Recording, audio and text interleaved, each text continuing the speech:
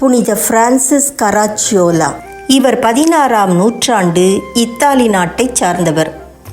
தோல் நோய்க்கு ஆளாகி மக்களால் ஒதுக்கப்பட்டார். கடும் தவம் செய்து ஜெபித்து தமது 22ஆம் வயதில் புதுமையாக அதிலிருந்து குணம் பெற்றார். இறைவனுக்கு நன்றியாக இறைப்பணியாற்ற தீர்மானித்தார்.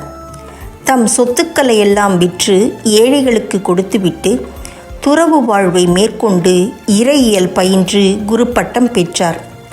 உடல் மனநோயாளிகள், ஏழைகள், சிறைப்பட்டவர்கள் ஆகியோருக்கு சிறப்பாக பணிபுரிந்தார். சாகும் தருவாயில் இருப்போருக்கு நன்மரணத்திற்கான தயாரிப்பு பணியை செய்தார். சிலுவை அடையாளம் வரைந்து நோயாளிகளை குணமாக்கினார். பல புதுமைகளையும் நிகழ்த்தினார். ஜான் அகஸ்டின் அடோர்னோ என்பவருடன் இணைந்து எளியோரின் நண்பர் என்ற சபையை துவங்கி நோயுற்றோருக்கும் சிறைப்பட்டோருக்குமான சிறப்பு பணியாற்றினார். சபை தலைவராக அடோர்னோவை நியமித்தார்.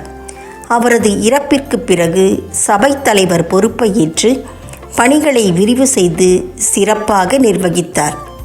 மிக விரைவாக அச்சபை ஸ்பெயின் மற்றும் மற்ற ஐரோப்பிய நாடுகளில் பரவியது. தனது துறவற குழுமங்களை பார்வையிட அடிக்கடி ஏராளமான பயணங்களை மேற்கொண்டார்.